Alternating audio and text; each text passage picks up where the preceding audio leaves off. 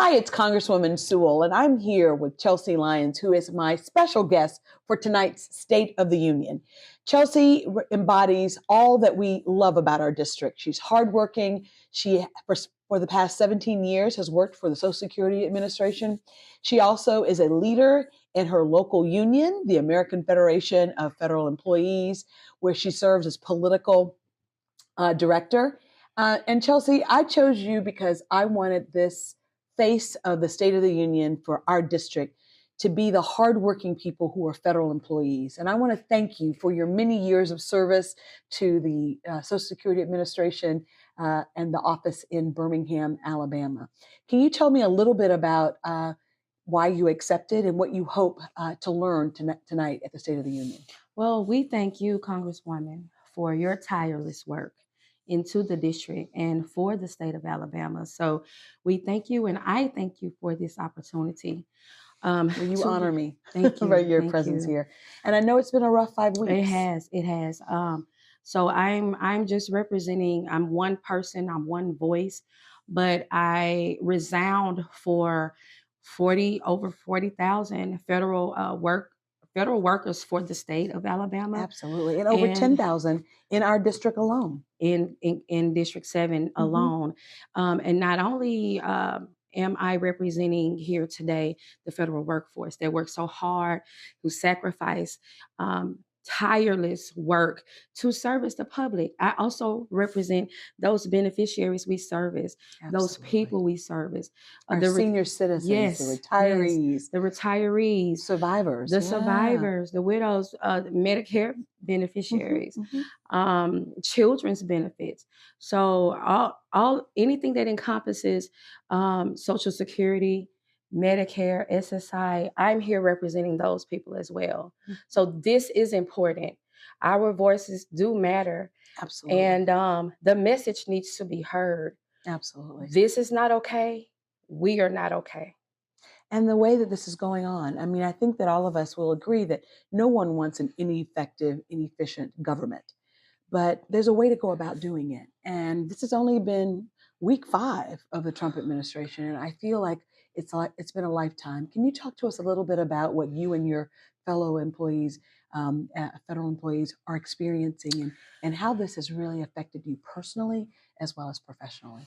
Well, I'm going to say for our local 2206, Birmingham, Alabama, I am the Vice President of Division 3, LPC, Legislative Political Coordinator for AFGE. Yes. We love what we do. Lately, we have been bombarded with phone calls, texts. As I've been here with you today, I've been getting texts. I've been getting calls from fellow employees that have lost their jobs. Yes, I have a friend back home. She's with the VA, and she got fired today. This is real. This is real life. And I just want my constituents to know that we see you, we hear you, we understand that this is a really turbulent time in so many of our lives. But I want you all to know that your voice does matter.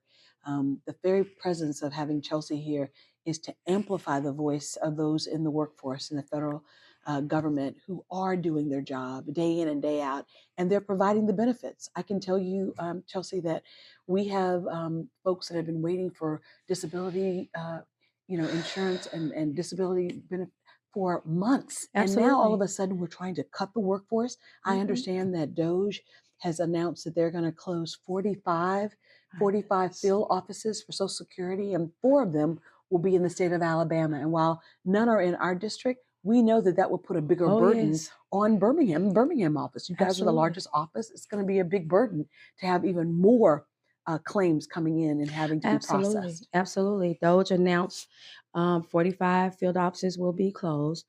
The 4 offices for Alabama that will impact will be Anniston, Jasper, Coleman, and Gaston. And we likely will be receiving those. Receiving that service. They'll likely be coming to the Birmingham office. And you guys are already overworked. Overworked. And I mean, overwhelmed. And the fact of the matter is, to cut the force just means that there was going to be less service for less people. Absolutely. And that to me is the real effect of this.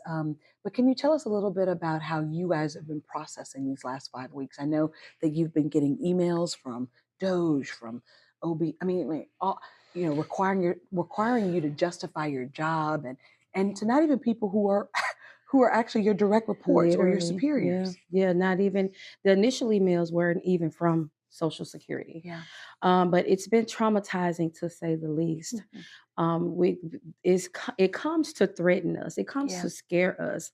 And when you look at the climate at hand, you don't have to work that hard to scare us. We see what's going on. We're impacted enough. So employees are taken to EAP. We're taking to counseling to get counseling because people are devastated. People are stressed, worried about if they will be able to feed their children. We have employees in the same agency that both the husband and the wife work for the same agency. And if something were to happen to their jobs, who's going to feed the kids? So it's stress for everybody. We're receiving the phone calls from the public. When Congress doesn't answer their phone, they call us with the questions. Believe me. And, we answer our phone, but I know that there are a lot of my colleagues who choose to turn on the answering service. Yes, ma'am. So not right. But I want my constituents to know that I chose Chelsea as a representative of the federal workforce.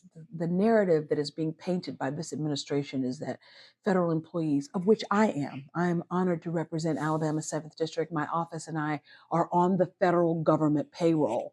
And I can tell you unequivocally, we could not do our job without hardworking federal employees who are at the VA doing our VA benefit analysis and claims, who are at the Social Security agency doing all of the disability and survivor benefit claims that we get in.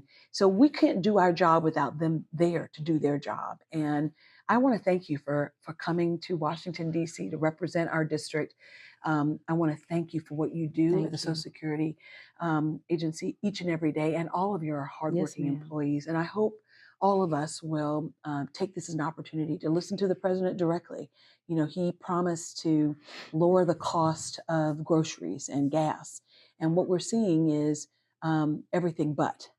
Today, he announced that some of those tariffs would go into effect, 25% tariffs, which we all know will be passed on to the consumer. Those costs of those goods at Target and Walmart and Piggly Wiggly and the grocery stores will all go up.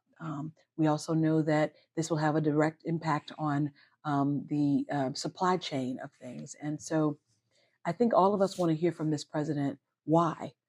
Why is he not doing what he said he was going to do and lower the cost for folks? And instead, what we're doing is we're seeing cuts. And why? Well, Chelsea, I think this president wants to give a tax cut to the wealthy and the well-off. And the reality is that he has to cut $2.5 trillion from the budget in order to give a $2.5 trillion tax cut to billionaires and millionaires.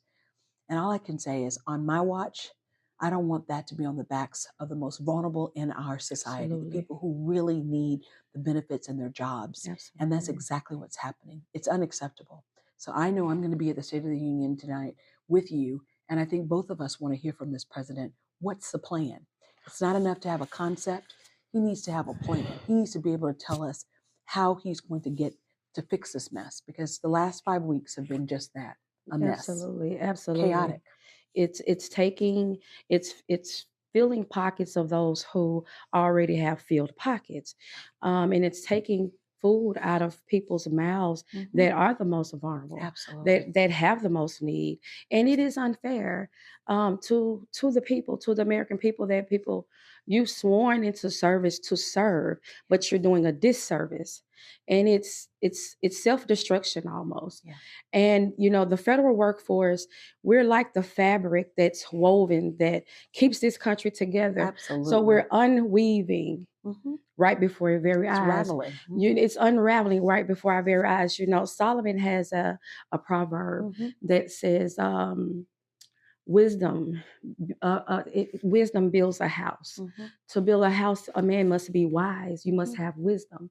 And what we see is almost is as if we're burning our own house down. And the foundation, America we're is taking it, burning its we're own house literally down. ripping the very foundation. Absolutely. Yeah. Absolutely. Well, I want my constituents to know that we will be in the Capitol tonight, listening to the State of the Union. And, you know, at the end of the day, this administration, we in Congress are accountable to you, the American people. And we want to make sure that everyone understands what's at risk, what's at stake, and we want to hear a plan from this president as to how we're going to get beyond this chaos. You know, I think all of us understand how important it is for us to be more efficient, but this is not the way. This is absolutely not the way. So I look forward to welcoming you to our Capitol, and thanks again for being here as my special guest. Please stay tuned tonight. All of us as Americans should listen to the State of the Union and to hold this administration and all of us who are in elected office accountable. Thanks.